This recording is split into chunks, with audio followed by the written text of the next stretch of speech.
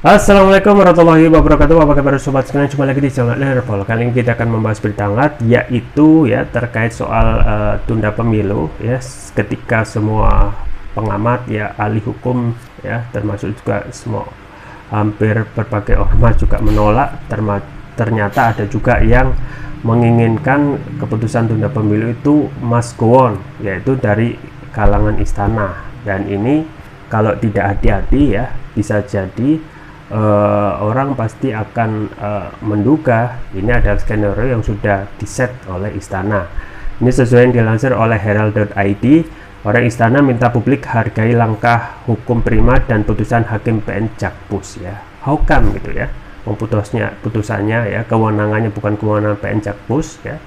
Meskipun ya itu yang disampaikan oleh Partai Prima adalah PMH, tetapi ujung-ujungnya yaitu ya amar putusannya justru sama seperti menunda pemilu, yaitu tidak melanjutkan tahapan pemilu selanjutnya. Ya sama aja gitu ya, menunda pemilu ya. Kalau kita melihat hasil gugatannya itu, yaitu melakukan pemilu itu di Juli 2025. Ini langsung saja kita baca dan kita ulas.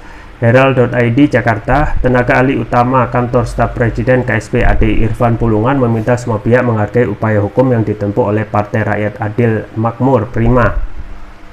Sebab gugatannya ke Pengadilan Negeri PN Jakarta Pusat semata-mata untuk mencari keadilan agar bisa ikut sebagai peserta pemilu. Selain itu, menurutnya putusan PN Jakpus juga memiliki dasar sehingga apapun putusan tersebut harus dilihat dari substansinya dan tafsir hukum yang ada. Nah, pertanyaan kita, apa yang salah kalau Partai Prima menggunakan hak hukumnya? Kalau tadi Ferry Amsari menyatakan ini tidak ada kompetensi relatif dan kompetensi absolutnya, itu kan tafsiran kita.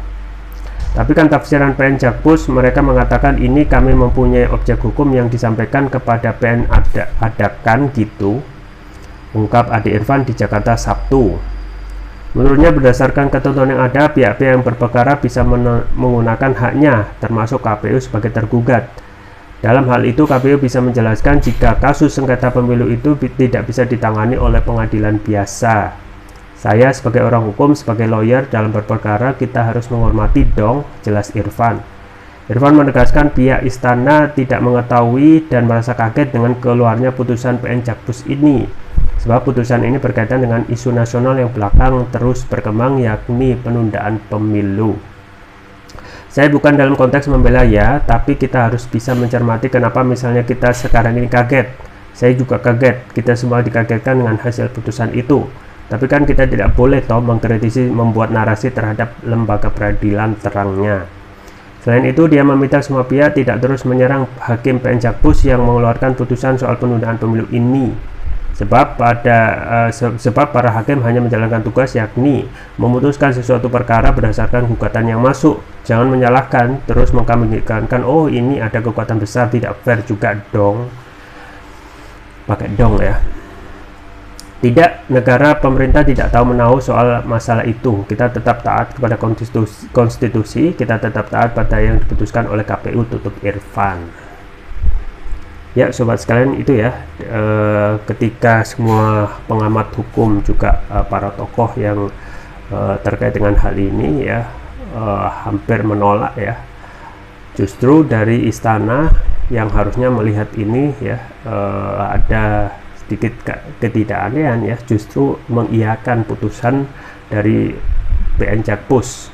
Nah, kita ketahui ya PN Jakpus itu tidak mempunyai kewenangan untuk ya memutuskan apa yang terjadi terkait masalah verifikasi partai politik, yaitu Partai Prima ya, karena undang-undang sudah menjelaskan untuk sengketa politik ya, meskipun argumennya ini terkait PMH ya, tetapi sama saja gitu ya dalam partai ya. Dan juga sudah disampaikan Partai Prima itu sudah menjalankan upaya hukum dengan melakukan gugatan ke Bawaslu ya, dan juga PT UN ya.